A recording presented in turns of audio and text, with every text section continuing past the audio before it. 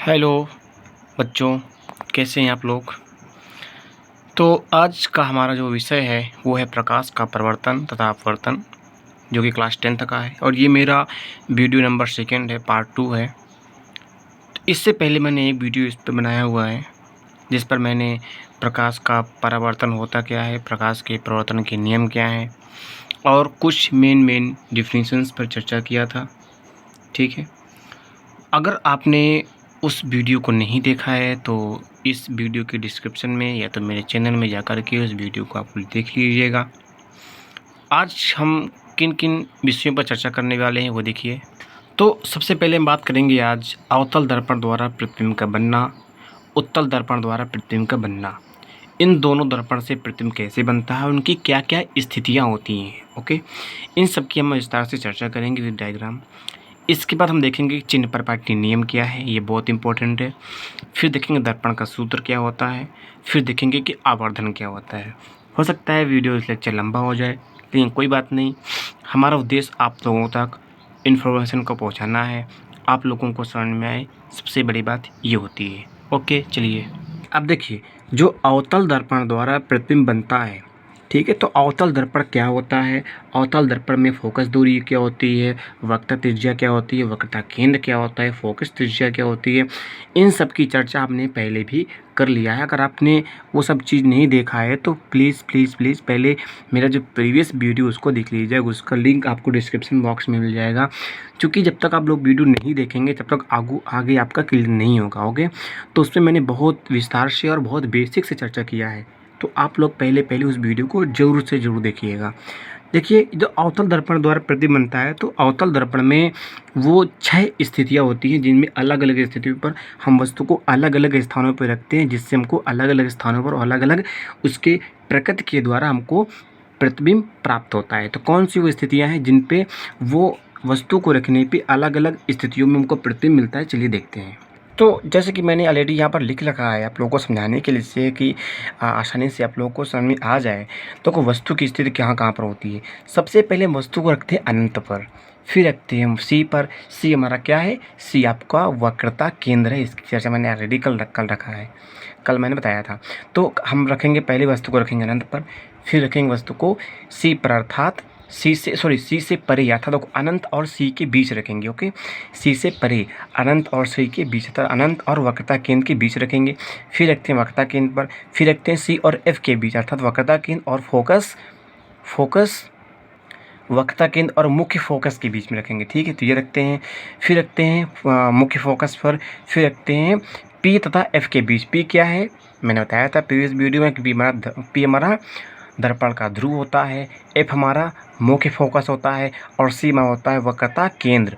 तो सबसे पहले हम वस्तु को रखते हैं अनंत पर, फिर रखते हैं वस्तु को अनंत और सी के बीच में, अनंत और वक्रता केंद्र के बीच में, फिर रखते हैं वक्रता केंद्र पर। इसके बाद हम वस्तु को रखते हैं वक्रता केंद्र और मुख्य फोकस के बीच में, फिर रखते हैं मुख्य फोकस में, और फिर रखते हैं मुख्य फोकस और दर्पण के ध्रुव के बीच में।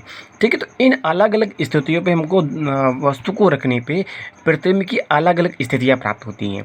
जैसे पहले जब हम वस्तु को रखेंगे अनंत पर, तो हमको वस्तु का जो प्रतिबिंब को मिलेगा मुख्य फोकस पर, और प्रतिबिंब बहुत ही अत्यधिक छोटा होगा और बिंदु के साइज के आकार का होगा, वास्तविक और उल्टा होगा। ठीक है, तो जो हम प्रतिबिंब रखते हैं तो उत्तल दर्पण में वो केवल एक ही स्थिति होती है जिस पे हमको प्रतिबिंब की प्रकृति आभासी तथा सीधा मिलता है, वरना हर एक स्थिति में हमको प्रतिबिंब की जो प्रकृति मिलती है वो वास्तविक और उल्टी मिलती है। हो सकता है आपसे एमसीक्यू में क्वेश्चन पूछ सकता है कि अवतल दर्पण में वो कौन सी स्थिति है जिन पर हमको वस्तु प्रतिबिंब की प्रकृति आभासी और सीधा मिलेगा।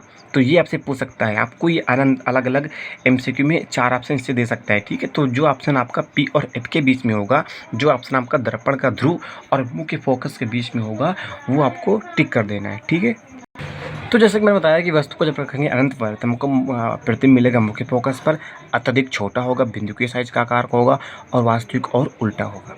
अब देखो, जैसे जैसे हम वस्तु को अनंत से दर्पण के ध्रुव की ओर लाते हैं, वैसे वैसे प्रतिबिंब का आकार बढ़ता जाता है। ओके, ये बीच आपको याद रखना है।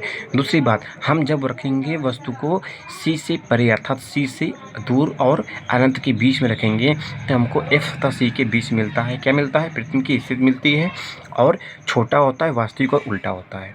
ठीक है।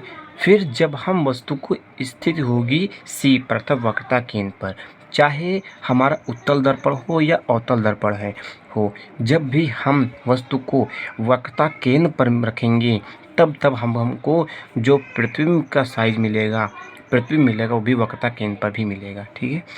वैसे ये सिर्फ अवतल दर्पण में ही होता है। उत्तल दर्पण में हम वस्तु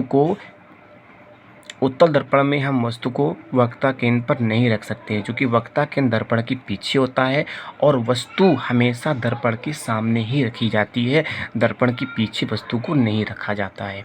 इसलिए आपसे पूछ सकता है और एमसीक्यू में दे सकता है, इसलिए बहुत आपको छोटी छोटी चीज़ों को जानना बहुत ज़रूरी है।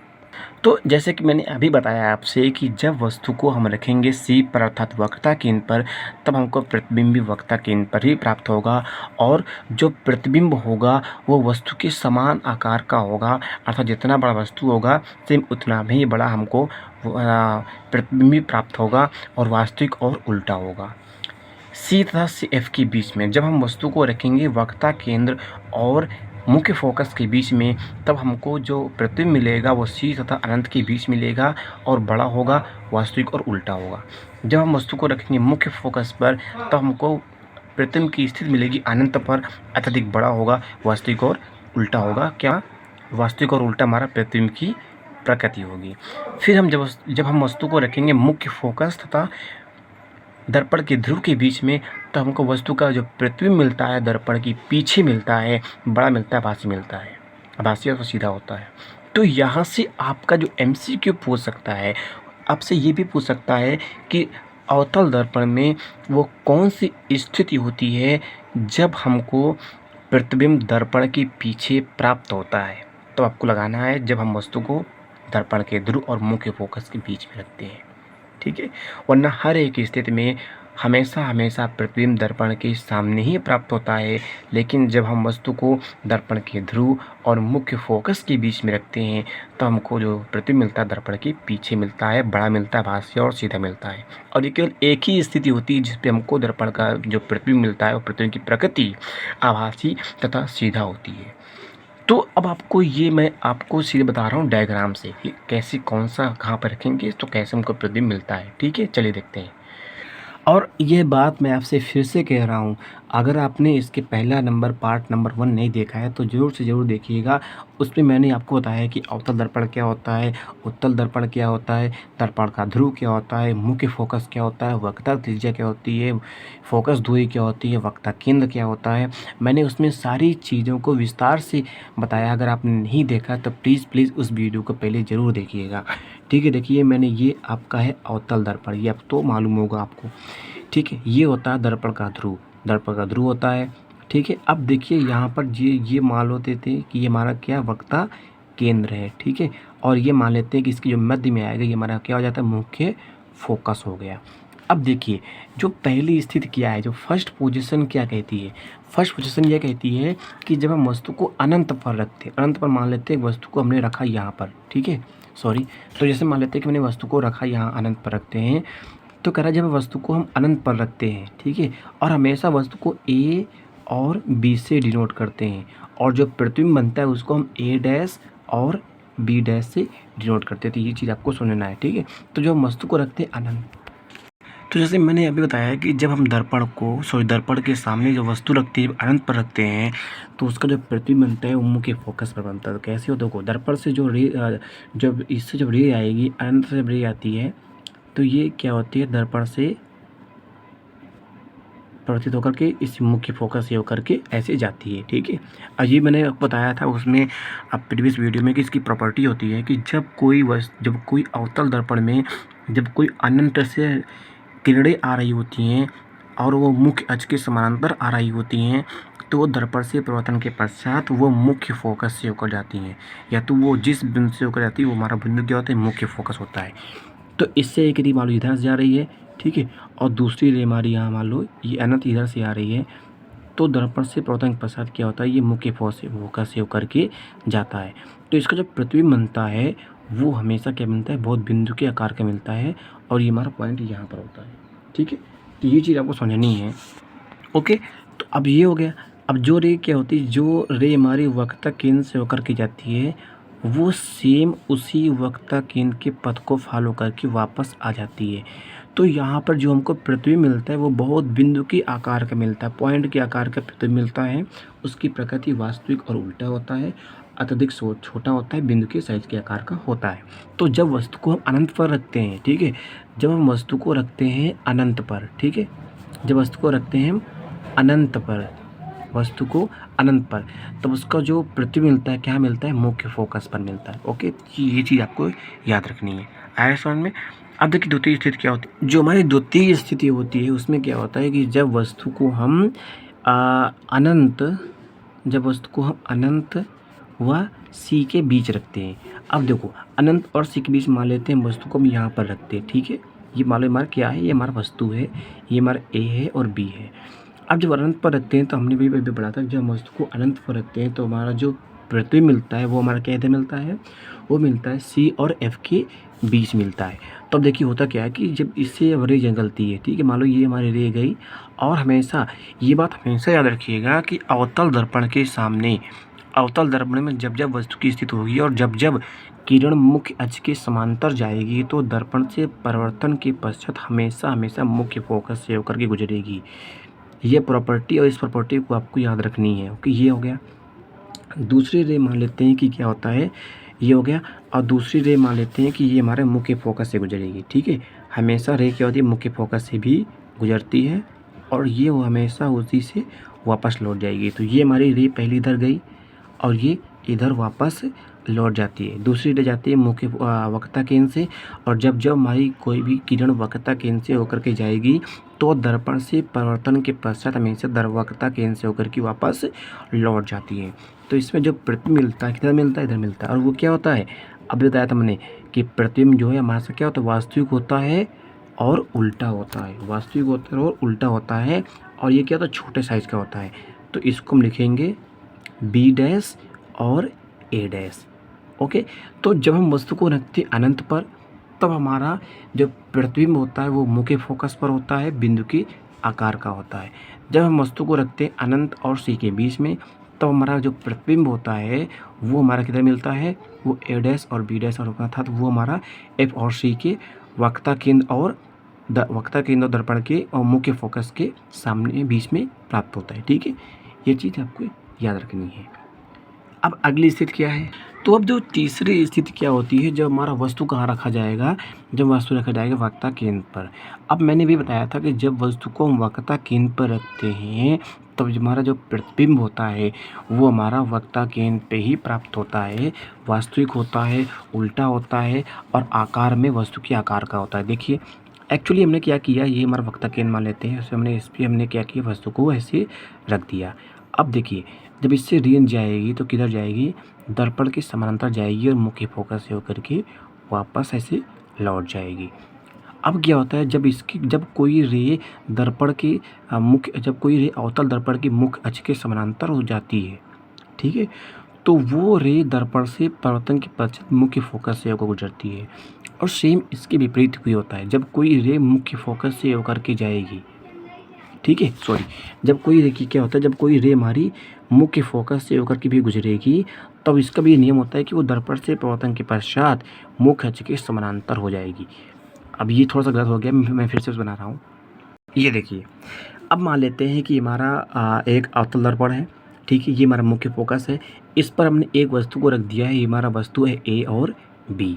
अब क्या होता है, मान लेते हैं कि ये हमारा वस्तु के समानांतर एक किरण, मुख्य अक्ष के समानांतर किरण जाती है और दर्पण से परावर्तन के पश्चात हमारा क्या होता है, मुख्य फोकस से होकर के गुजरती है। दूसरी किरण मान लेते हैं कि हमारा मुख्य फोकस से होकर जाएगी और ये दर्पण से परावर्तन के पश्चात मुख्य अक्ष के समानांतर हो जाएगी। तो यहाँ पे एक हमारा प्रतिबिंब मिलेगा, ये हमारा प्रतिबिंब ऐसे प्राप्त होगा। ओके, और ये हमारा क्या हो जाएगा, ये हमारा प्रतिबिंब हमारा वास्तविक होगा, उल्टा होगा और वस्तु के आकार का होगा। ठीक है, तो ये तुमसे एक एमसीक्यू में पूछ सकता है कि अवतल दर्पण की वो कौन सी स्थिति होती है जिस पर अवतल दर्पण की वो कौन सी स्थिति होती है जिस पर हमको प्रतिबिंब जो मिलता है वो वस्तु के आकार का मिलता है। ये तो तुमसे पूछ सकता है, ठीक है। तो ये चीज़ आपको एक एक पॉइंट से अच्छे से समझ लेनी है जो बता रहा हूँ, ठीक है।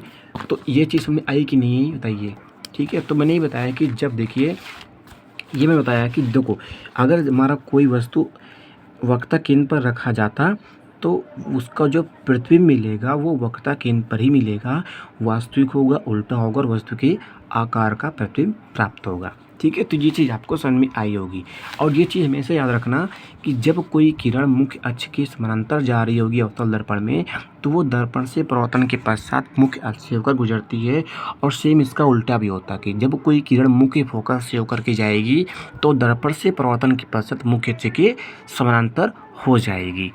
अगर आप ये सीधे सीधे जो इसकी प्रॉपर्टी यानी कि नियम इनको याद रखते हैं तो आप आसानी से प्रतिबिंब की स्थिति और वस्तु की स्थिति को निकाल सकते हैं और एग्जाम में अच्छे मार्क्स गेन कर सकते हैं। तो अभी मैंने इस तरह से सारी जो बताया था, तीन मैं बताया होगा, इन तीनों को आपको समझना है और इसी तरह आपको वस्तु को अलग अलग स्थिति में रखना है और अलग अलग स्थिति में आपको प्रतिबिंब प्राप्त होता रहेगा।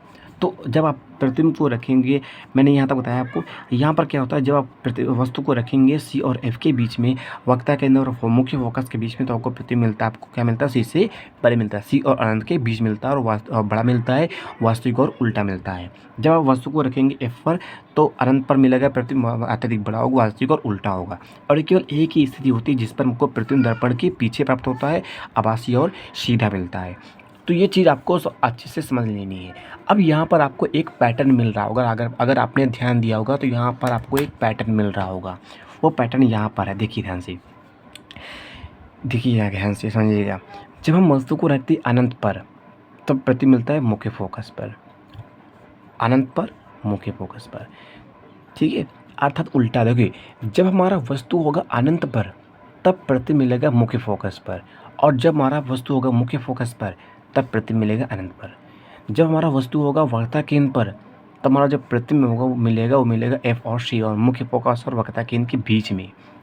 जब हमारा वस्तु होगा मुख्य फोकस और वक्रता केंद्र के बीच में तब प्रतिबिंब मिलेगा अनंत से परे, ठीक है। अनंत से सॉरी अनंत से परे नहीं, वक्रता केंद्र से परे था, वक्रता केंद्र और अनंत के बीच में। तो जब हमारा वस्तु की स्थिति होती है अनंत और वक्रता केंद्र के बीच में तब हमको प्रतिबिंब मिलता है मुख्य फोकस और सी के बीच में, अर्थात ये इसका उल्टा भी होता है यहाँ पर। तो आपका ये एक पैटर्न मिलता है, ठीक है। पैटर्न आप इस तरह बन जाता है। ऐसे अगर आप अच्छे से समझ लेते हैं इस चार्ट में, डायग्राम में, तो आप अच्छे से समझ सकते हैं और अच्छे नंबर गेन कर सकते हैं। तो मैं एक्सपेक्ट कर रहा हूँ कि आपको समझ आया होगा। अवतल दर्पण में वो 6 स्थितियाँ होती हैं जिस पर अलग अलग स्थितियों में वस्तु को रखते हैं और वहाँ से हमको अलग अलग हमारा प्रतिबिंब की स्थिति प्राप्त होती है, ठीक है। अब चलते उत्तल दर्पण में। तो बच्चों अब बात करते हैं उत्तल दर्पण में प्रतिबिंब के बनने की स्थिति क्या होती है। देखो जब उत्तल दर्पण में हमारे केवल 2 ही स्थितियाँ होती हैं जिन पर हम वस्तु को रख सकते हैं। कारण क्या है बेटा? देखो बेटा कारण ये है, मैंने पहले ही बताया आपको। तो कारण क्या होता है कि देखो जो वक्रता केंद्र होता है, मुख्य फोकस होता है, वो दर्पण के पीछे होता है और वस्तु हमेशा और हमेशा दर्पण के सामने रखी जाती है, दर्पण के पीछे नहीं रखी जाती है। इसी कारण वो केवल 2 ही स्थितियाँ होती हैं जिन पर हम वस्तु को रखते हैं और उस पर हमको प्रतिबिंब प्राप्त होता है, ठीक है। ये बात आपको समझ आई कि नहीं आई? इसलिए हम वस्तु को कहाँ रखेंगे? देखो जब हम वस्तु को अनंत पर रखते हैं, ये चीज़ याद रखिएगा, जब वस्तु को अनंत पर रखते हैं, बिंब क्या होता है? बिंब वस्तु ही होता है, प्रतिबिंब इमेज होती है, ठीक है। तो यहाँ पर हम जब वस्तु को रखते हैं अनंत पर तो हमारा जो वस्तु को जो प्रतिबिंब मिलेगा वो मुख्य फोकस पर होगा और दर्पण के पीछे होगा, ठीक है। अवतल दर्पण में भी यही स्थितियाँ थी कि जब हम वस्तु को रखते थे अनंत पर तब हमको जो प्रतिबिंब मुख्य फोकस पर ही मिलता था, लेकिन उसका मुख्य फोकस दर्पण के सामने था, दर्पण के पीछे नहीं। लेकिन यहाँ पर क्या है कि जब वस्तु को रखते अनंत पर दर्पण तो प्रतिबिंब मिलता है मुख्य फोकस पर और दर्पण के पीछे मिलता है। अत्यधिक छोटा होता है, बिंदु के साइज के आकार होता है और यहाँ पर ध्यान रखिएगा आभासी और सीधा होता है। उसमें क्या था? वास्तविक और उल्टा था। यहाँ पर क्या आभासी और सीधा होता है। उत्तल दर्पण में देखो, उत्तल दर्पण में क्या होता है? हमारा जो प्रतिबिंब मिलता है क्या? आभासी और सीधा होता है, ठीक है।